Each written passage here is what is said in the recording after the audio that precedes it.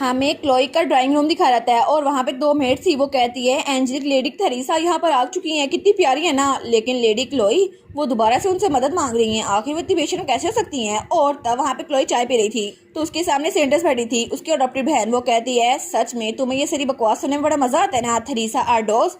और वहाँ पे सेंटर्स बैठी थी। वो कहती है क्या मतलब सिस्टर, मैं तो आपकी मदद करने के लिए यहाँ पर आई हूँ। तो वो कहती है झूठ बोलना बंद करो, ये सब कुछ तुम सिर्फ मुझे चिढ़ाने के लिए आती हो।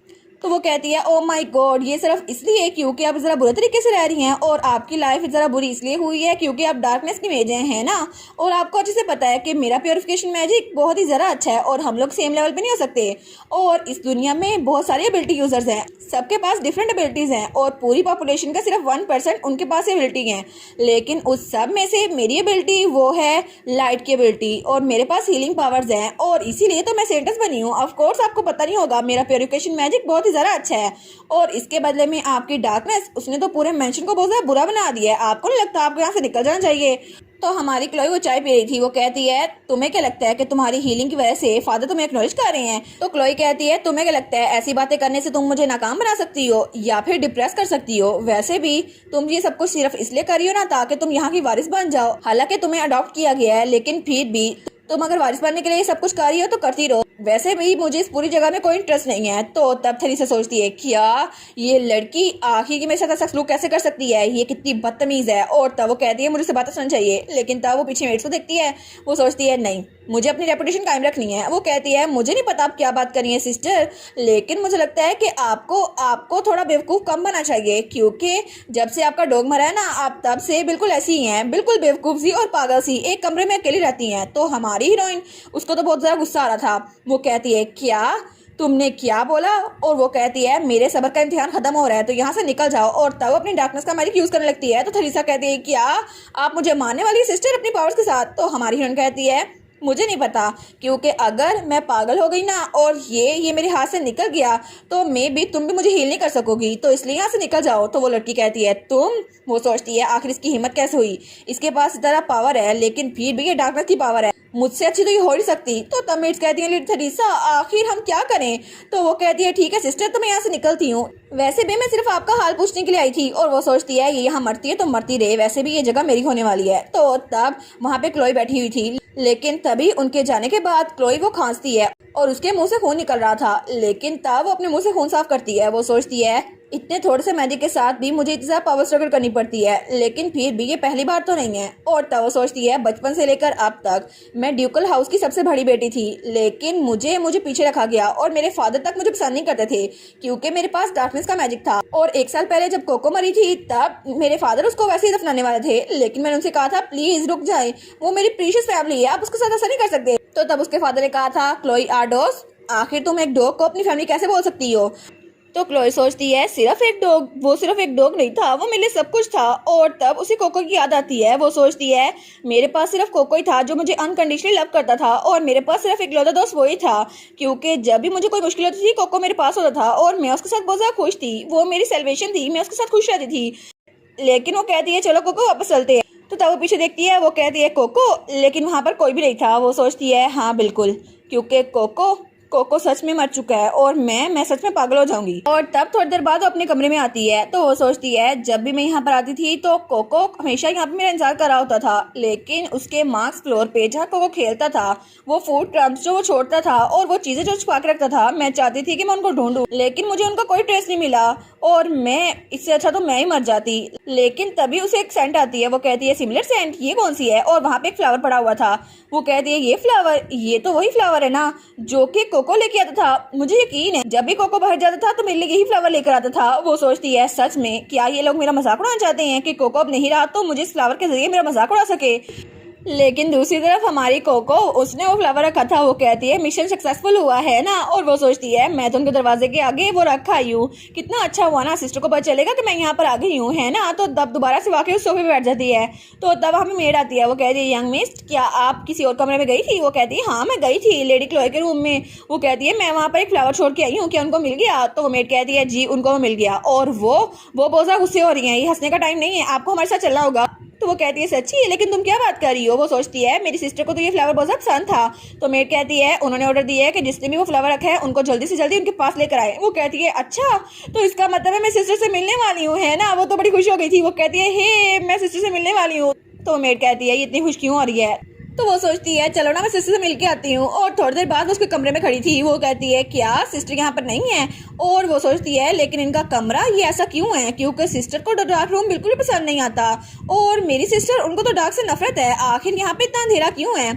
तो तब थोड़ी देर बाद मेड उसके पास आई थी। वो कहती है लेडी क्लोई वो लड़की आ चुकी है। वो कहती है ठीक है और वो कमरे में लगती है। वो सोचती है अभी तक तो वो बच्ची डर के भाग गई होगी क्योंकि कमरे में मजा अंधेरा है, लेकिन जब वो दरवाजा खोलती है तो कमरे में पर्दे हटे हुए थे और तब पूरे कमरे में रोशनी थी। वो सोचती है क्या ये कैसे हो गया? और वहाँ पे एक छोटा सा फ्लावर रखा हुआ था और तब वहाँ पे एक लेटर लिखा हुआ था। ऐसा कहा जाता है कि अच्छी सेंट वाले फ्लावर्स वो सारी बुरी चीजों को दूर भेज देते हैं। वो कहती है एक लेटर, लेकिन हैंडराइटिंग तो बिल्कुल मैस है, आखिरी लिखा किसने है? तो तभी उसे कोको का एहसास होता है। वो कहती है क्या ये आवाज ही तो कोको की है ना? लेकिन तभी वहां पर हमारी छोटी सी कोको ह्यूमन फॉर्म में लेटी हुई थी और बिल्कुल वैसी लेटी थी जैसे वो अपनी डॉग फॉर्म में लेटी थी। वो कहती है स्वीट पोटैटो। तो हमारी सोचती है क्या ये बच्ची यहाँ पर क्या कर रही है? ऐसा हो नहीं सकता किसको कोको के बारे में पता हो। तो वो कहती है बच्ची उठ जाओ। तो तब हमारी कोको उठती है और बिल्कुल वैसी उठती है जैसे वो डॉग कोको उठती थी। तो वो कहती है क्या हुआ? तो हमारी सोचती है क्या ये तो बिल्कुल वैसी उठ रही है। तो वो कहती है आप आ गई सिस्टर, आप आ गई। वो कहती है क्या तुम कौन हो? तो वो कहती है आई गेस आपने मुझे पहचाना नहीं, लेकिन मैं बिल्कुल पहले की तरह ही हूँ और फाइनली मैं आपसे मिल रही हूँ सिस्टर। तो क्लोई सोचती है कितना अजीब है ना, क्योंकि मैं इस बच्ची को देख रही हूँ तो मुझे लग रहा है मैं इससे पहले मिली हूँ। हालांकि मैं पहले कभी भी इस बच्ची से नहीं मिली, लेकिन ये बच्ची आखिर इतनी जरा अच्छी आंखों से इतनी जरा प्यार से मेरी तरफ क्यों देख रही है, जैसे कि मुझे बहुत अच्छे से जानती है। और वो सोचती है पता नहीं मेरा दिल इतनी देर से क्यों धड़क रहा है जैसे मैं इससे पहले मिली हूँ। तो वो कहती है बच्ची तुम हो कौन? वो कहती है मैं तो कोको हूँ। तो क्लोई कहती है कोको? वो सोचती है आखिर इसका नाम वही क्यों रहा था जो मेरे डॉग का नाम था। तो वो कहती है तुम वही हो जिसने फ्लावर यहाँ पे छोड़ा था, आखिर तुम किसी के रूम में ऐसी चीज कैसे छोड़ के जा सकती हो? वो कहती है किसी के रूम में? Oh no. वो सोचती है सिस्टर ने अभी तक मुझे पहचाना नहीं। वो कहती है मैं तो चाहती थी कि मैं आपके साथ रह सकूँ लेडी क्लोई, मैं चाहती हूँ कि मैं आपके साथ दोस्ती कर सकूँ, क्या हम लोग दोस्त बन सकते हैं? तो क्लोई कहती है क्या? वो कहती है अगर ये एनरोलमेंट के बारे में बात है तुम्हें यहाँ से निकाला जाएगा तो इस पे मेरा इख्तियार नहीं है, तुम किसी और से बात करो। वो कहती है नहीं उसकी बात नहीं है, मैं सच में आपसे दोस्ती करना चाहती हूँ, आप तो बहुत ज़्यादा अच्छी अमेजिंग डार्क मेज है ना इसीलिए। तो वो कहती है कि यार डार्क मेज? वो सोचती है पहली बार किसी ने कहा कि डार्क मेज अमेजिंग होते हैं, लेकिन मेरा फियांसे वो भी मेरे पास आया था और उसने कहा था क्लोई मेरी फियांसे तुम यहाँ पर हो, लेकिन तुम तो बहुत टैलेंटेड हो, लेकिन आखिर तुम ऐसे कमरे में क्यों छुपी हुई हो? और तुम तो और ज़्यादा चार्मिंग हो सकती हो अगर अपना सेंस ऑफ स्टाइल चेंज करो। लेकिन तब कोको उसके पास थी और वो गुर्रा रही थी। तो वो सोचती है जब भी मैं यहाँ से गुजरती थी तो हर कोई मुझसे नफरत करता था क्योंकि मैं डार्कनेस की मेज हूँ और हर कोई मेरे पीठ पीछे मेरी बुराई करता था। और मैंने तो ये भी सुना था कि मुझे वारिस नहीं बनाया जाएगा क्योंकि मैं डार्कनेस की मेज हूँ, हालांकि मैं सबसे बड़ी बेटी हूँ, लेकिन फिर भी। और तब अपने कमरे में आ गई थी और कोको को तो बड़ा गुस्सा आ रहा था। वो सोचती है कोको ही था मेरी जिंदगी में जो मुझे पसंद करता था। और वो कहती है कोको तुम्हें पता है लोग मुझसे नफरत करते हैं और मेरे फादर भी मेरा फियांसे भी, सिर्फ इसलिए क्योंकि मैं डार्कनेस की मेज हूँ। लेकिन कोको तुम मेरे साथ हो ना तो मुझे किसी चीज़ का डर नहीं। क्या तुम्हें लगता है ये मेरी गलती है कि मैं डार्कनेस के साथ पैदा हुई हूँ? लेकिन फिर भी कोको लोग कभी नहीं बदल सकते। और तब वो प्रेजेंट से कहती है तुम्हें क्या लगता है कि डार्क मेज इतने ज़रा अच्छे होते हैं? वो कहती है नहीं मुझे ऐसा लगता है क्योंकि स्टार्स सबसे ज़्यादा तब चमकते हैं जब बहुत अंधेरा होता है ना? और मुझे लगता है कि आप बहुत ज़्यादा अमेजिंग है सिस्टर। और वो सोचती है मुझे सिस्टर को बताना ही कितना ज़्यादा अमेजिंग है। तो क्लोई कहती है क्या?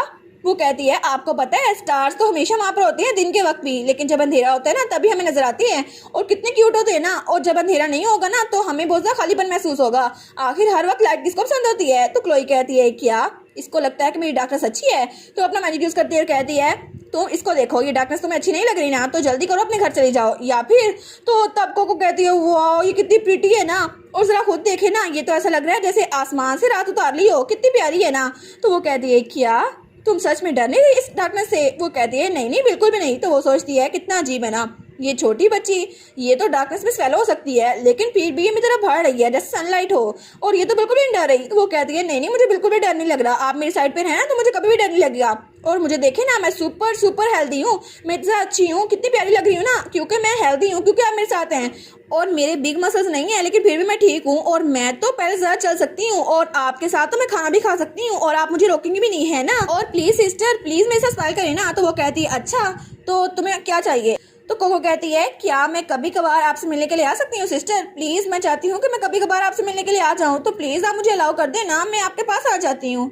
तो तब थोड़ी देर बाद वो उसके कमरे के बाहर बैठी हुई थी। वो सोचती है, सिस्टर से जब मैंने पूछा तो उन्होंने कहा ये इतना भी इजी नहीं होगा, लेकिन मैं तुम्हें आने की इजाजत दे सकती हूँ सिर्फ एक कंडीशन पर। वो कहती है सच्ची, कौन सी कंडीशन? तो तब क्लोई कहती है मुझे सिस्टर मत कहो, चाहे तुम इस फैमिली में अडॉप्ट हुई हो या फिर नहीं हुई, लेकिन मेरा सिर्फ एक भाई है, मैं सिर्फ उसको अपनी फैमिली मानती हूँ, तो तुम मुझे सिस्टर नहीं कहोगी, सिर्फ वो कह सकता है। वो कहती है जी लेडी क्लोई, और वो सोचती है चाहे वो मुझे सिस्टर कहने से रोक रही है, लेकिन मैं समझ सकती हूँ कि जरा अकेली है और मुझे उनकी बहुत ज्यादा फिक्र हो रही है और मैं चाहती हूँ वो अकेली रहे। और तब अपने कमरे में आ गई थी और तब वो बेड पे लेटते हुए सोचती है ये कुशन्स की तरह सॉफ्ट है ना, लेकिन सिस्टर से ज्यादा सॉफ्ट नहीं है। जब मैं उनके पास रहती थी ना, उनके बेड पे कितनी प्यारी थी ना सिस्टर, लेकिन कोई बात नहीं, वैसे भी अब मैं यहाँ पर हूँ ना, तो सिस्टर से मिल सकती हूँ चाहे कुछ भी हो जाए। मैं यहाँ पर सिर्फ इसलिए रह रही हूँ क्योंकि सिस्टर यहाँ पर है, और इस दुनिया में आने का मेरा सिर्फ एक ही रीजन था कि सिस्टर यहाँ पर है। तो मैं चाहती हूँ कि सिस्टर की लाइफ उसमें भी हैप्पी स्माइल्स हो, जैसे वो पहले मेरी तरफ देख के स्माइल करती थी ना, मैं चाहती हूँ सिस्टर फिर से स्माइल करें। और तब वहाँ पर सो गई थी। तो वो कहती है ठीक है, तो कल मैं सिस्टर के लिए एक और चीज लेकर जाऊंगी जिसे देखकर वो और भी बहुत ज्यादा खुश हो जाएंगी। तब तक के लिए सिस्टर प्लीज अपना ख्याल रखिएगा। और इसी के साथ ये वाला पार्ट यहीं पर ख़त्म। तो आप लोग बताइएगा आप लोग को ये पार्ट कैसा लगा, और वीडियो को लाइक और चैनल को सब्सक्राइब लाजमी कीजिएगा। बाकी वीडियोस का लिंक भी स्क्रीन पर नज़र आ रहा होगा, तो काइंडली उनको भी चेकआउट कर ले। और thank you so much for watching my videos. Stay safe, bye bye.